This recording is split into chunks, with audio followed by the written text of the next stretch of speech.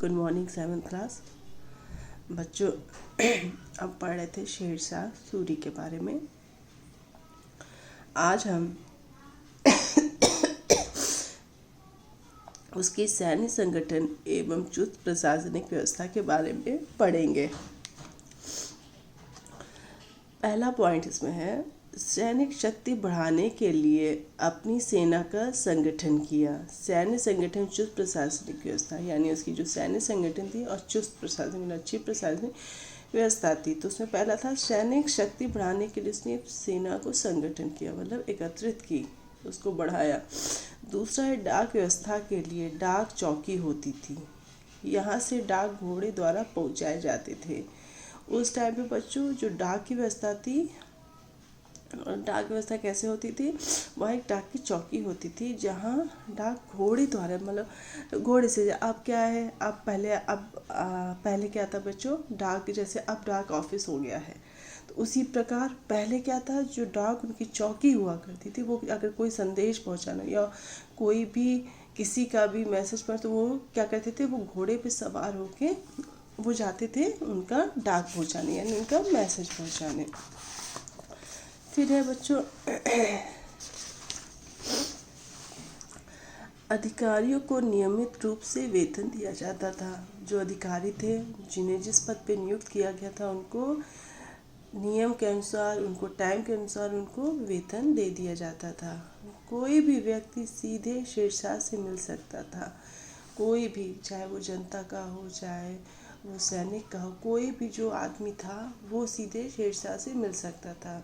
ऐसा नहीं था कि आप उनके पहले दीवानदारों से मिले तब उन्हें, ऐसा नहीं था, वो डायरेक्ट शेरशाह से मिल सकते थे। बच्चों देखो, प्रशासन इनका क्या था, विभाजन, ठीक है। अब यह प्रांत के कई सरकारों को मिलाकर हुई, सरकार कई परगनों से मिलाकर, परगना कई ग्राम मिलाकर हुई, ठीक है। अब है जिम्मेदार व्यक्ति, जिसमें सबसे पहले सुल्तान था, फिर सुल्तान के नीचे देखिए शिकरदार ए शिकरदारन था, फिर है शिवादार था, फिर है कोषाध्यक्ष व अन्य अधिकारी थे। मुखिया इसकी पटवारी और चौकीदार, ठीक है। ऐसे इसका प्रशासन, इसकी ये व्यवस्था है उसकी।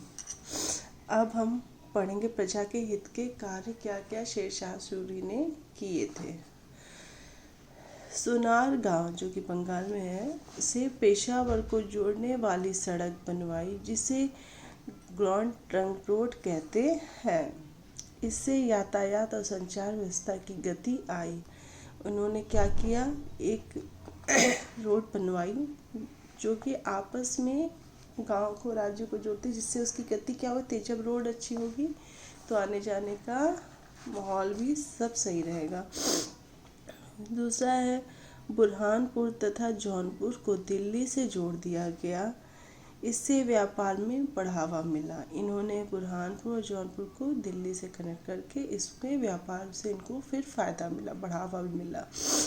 सड़कों से दोनों ओर वृक्ष लगाए, विश्राम के लिए सराय बनाई तथा पानी के लिए कुएं खुदवाए। सड़कों के दोनों ओर क्या होता है, आप अब आज भी देखोगे तो आज हमारी सरकार क्या कर रही है, पौधे लगवा रही है। आप रोड पे चलो तो कोने कोने पौधे लगे रहते हैं, पेड़ बड़े बड़े। उसी तरह शेरशाह ने क्या किया था, पहले सड़कों के दोनों ओर वृक्ष लगवाए, विश्राम के लिए सराय बनवाई, मतलब जहाँ इंसान ठहर सके, तथा पानी के लिए कुएं भी खुदवाए उन्होंने। उसने शिक्षा का विकास के लिए कई मदरसे व मकतब भी खुलवाए, ठीक है, शिक्षा पे भी उसने जोर दिया। फिर है शेरशाह दिल्ली के निकट नामक यमुना के किनारे बसाए। उन्होंने दिल्ली के निकट नामक शेरपुर, उन्होंने दिल्ली के किनारे यमुना के नगर बनवाए थे। शेर मंडल शेरशाह द्वारा दिल्ली के पुराने किले में बनाया गया था, जिसे हुमायूं ने बाद में पुस्तकालय का रूप दे दिया। शेर मंडल शेरशाह द्वारा दिल्ली ने पुराने किले में जो बनाया, तो उसने बाद में क्या किया, उसको लाइब्रेरी यानी पुस्तकालय में उसको तब्दील कर दिया था।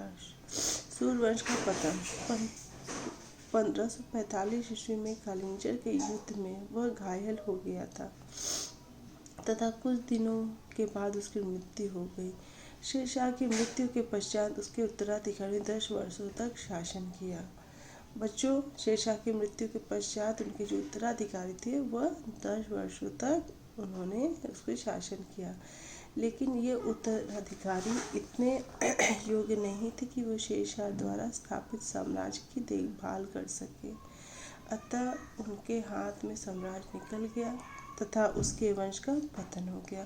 ये इसके वंश के पतन होने का कारण है कि वो इतने शेरशाह जैसे वो नहीं थे, अतः उन्हें क्या किया, उनके धीरे धीरे उनके हाथ से धीरे धीरे सारे साम्राज्य निकलने लगे और जिस वजह से इस वंश का पतन हो गया। शेरशाह सूरी ने यद्यपि मात्र 5 वर्षों के लिए ही शासन किया था। सासाराम स्थित शेरशाह का मकबरा स्थापत्य कला का सुंदर नमूना है। यह उसने अपने जीवन के काल में निर्मित करवाया। ये बच्चों उसका मकबरा है। बच्चों ये आपका चैप्टर ख़त्म हो गया है।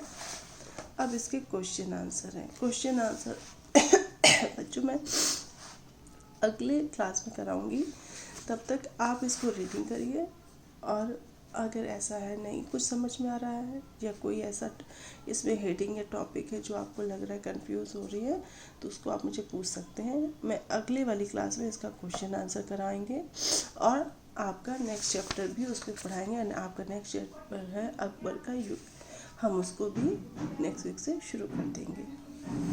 Thank you.